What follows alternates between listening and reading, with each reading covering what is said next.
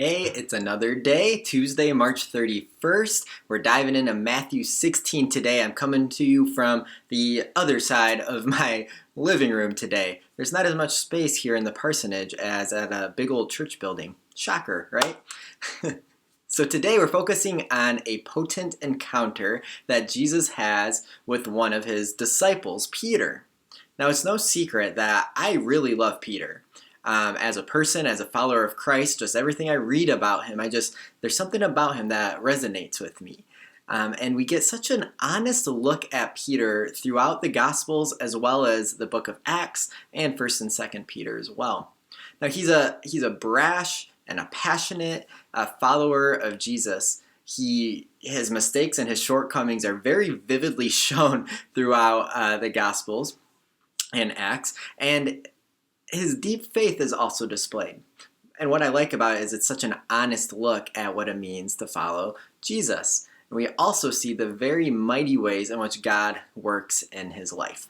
So I want to actually read a section of our passage today. Matthew 16 is where we are, as you know that. And there we go. All right, starting at verse 13. Here we go. Now when Jesus came into the district of Caesarea Philippi, he asked his disciples, "Hey, who do people say that the Son of Man is?" And they said, "Some say John the Baptist, others say Elijah, and others Jeremiah, or one of the prophets." So Jesus said to them, "But who do you say I am?" And Simon Peter, he replied, "You are the Christ, the Son of the living God." Jesus answered him, "Blessed are you, Simon Bar-Jonah. For flesh and blood has not revealed this to you, but my Father who is in heaven. And I tell you, you are Peter. On this rock I will build my church, and the gates of hell shall not prevail against it. I will give you the keys of the kingdom of heaven, and whatever you bind on earth shall be bound in heaven, and whatever you loose on earth shall be loosed in heaven." Whew. I love that passage. See, Jesus is working towards asking his disciples this rather intimate, vulnerable question.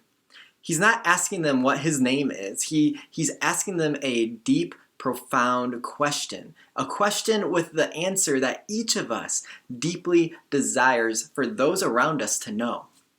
See, he's asking them, at the heart of his question, what is he asking them? Do you know me? Who am I?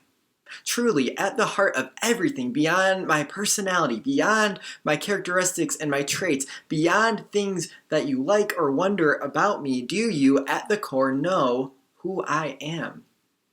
And if you know who I am, do you love me? It's a vulnerable question because we all want to be known, but honestly, we are also all afraid to be known. Because it brings with it, what? The potential of being rejected. So if this person, really knew me, would they really like me? Do they really know who I am? Could they even love me if they knew this about me?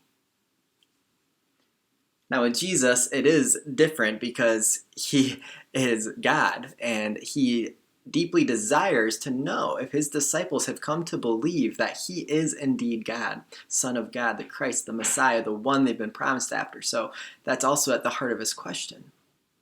It's also different because in him there is no sin.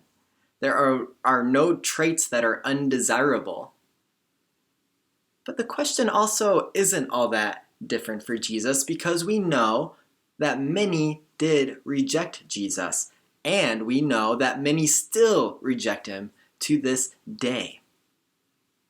I believe that his question is so profound because he longs to be known and accepted just as he already knows and accepts each one of us. And this is the amazing thing. He has done that for us despite our sinful nature, despite all that we've done to give him reason not to love us. And yet, he loves us so dearly that he went to the cross for us. Beyond that, just like Peter, he gives each of us a new identity, a Christ-centered identity. We're no longer citizens of this earth, but we are citizens of heaven, and with a heavenly calling that he has placed in our life, a heavenly purpose, just like the one he gave Peter. So that leads us to our questions for the day. What name has God given you?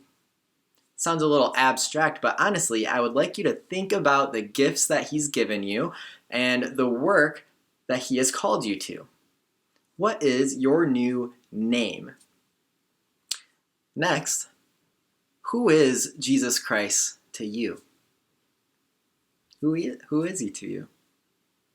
Name it and proclaim it. And then finally, take a few minutes to reflect. And if you're a journaler, or even if you're not, what else are you going to do during this time? You may want to take it up. Journal about your new identity in Christ. Be reminded once again of who your God is and who you are in him.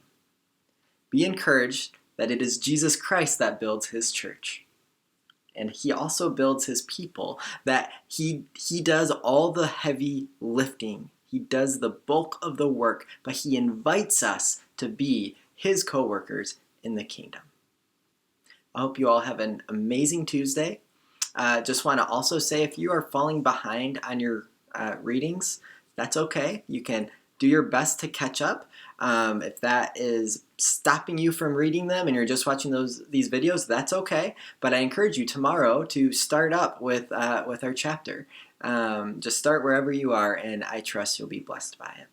Have an awesome day, friends. See you tomorrow.